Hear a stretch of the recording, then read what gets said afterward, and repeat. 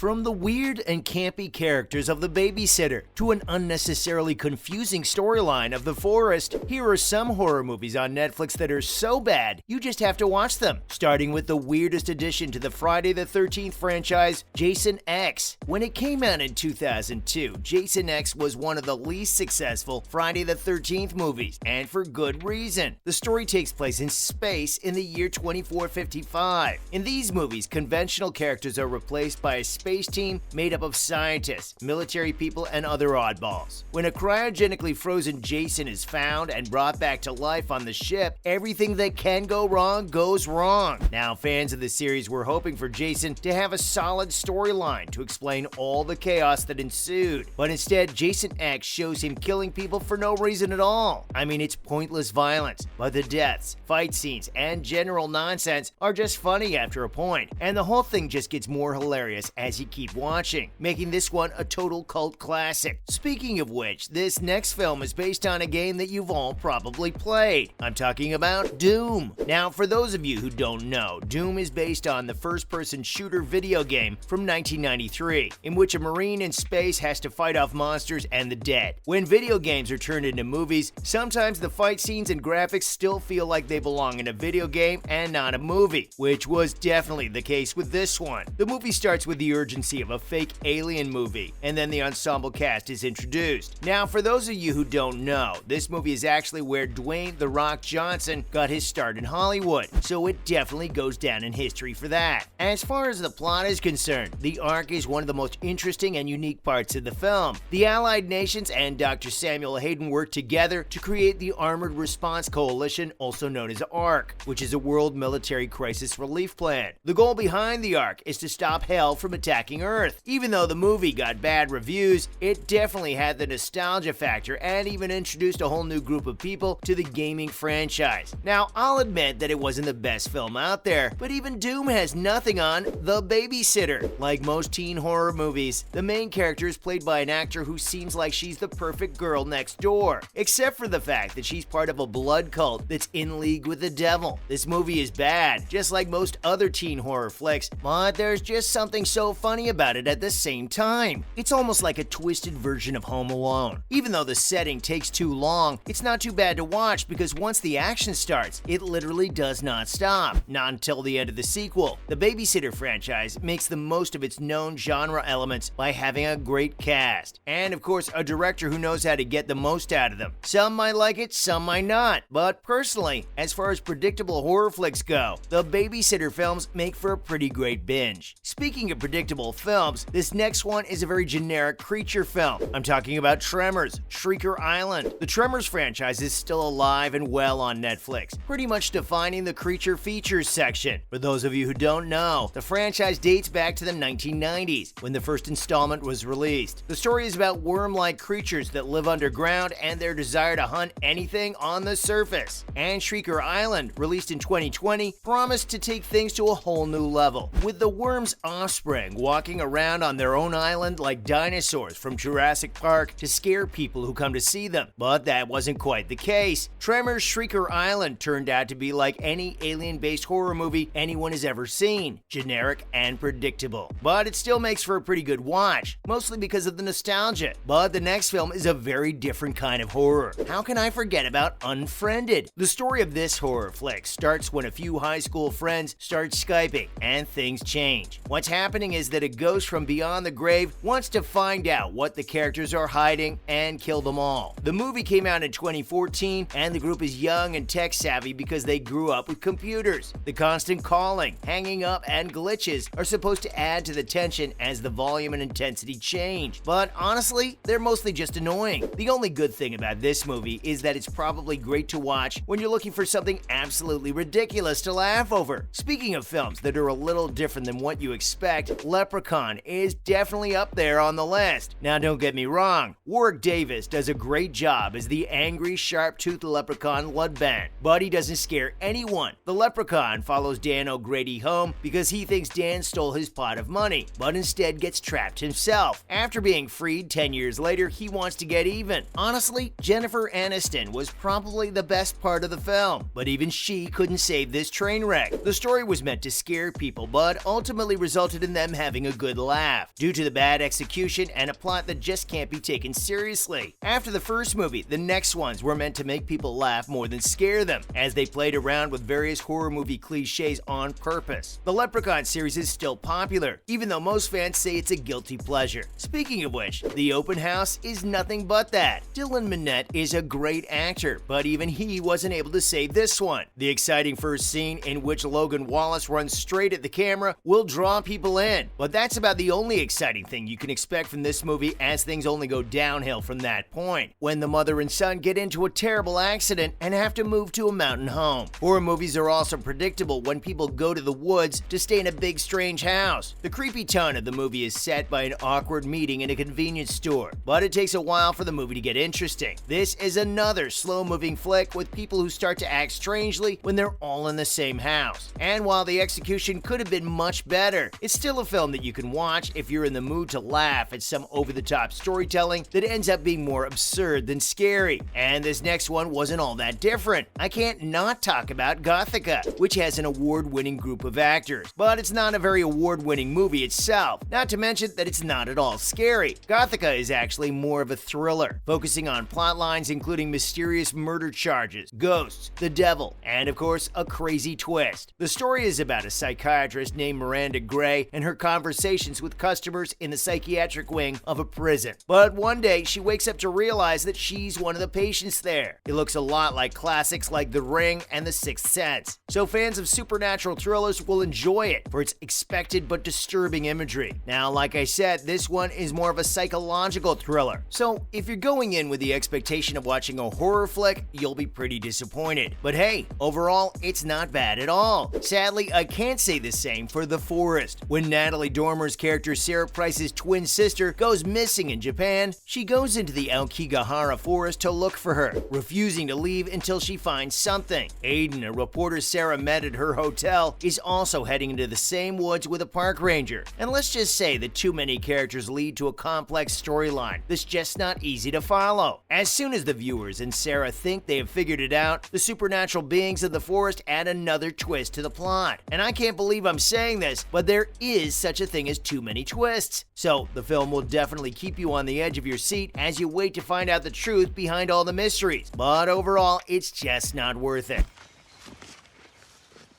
We didn't pass the river coming in. Yeah, I know. But at least we can follow it down. It may take a little longer, but it'll lead us back to civilization just the same.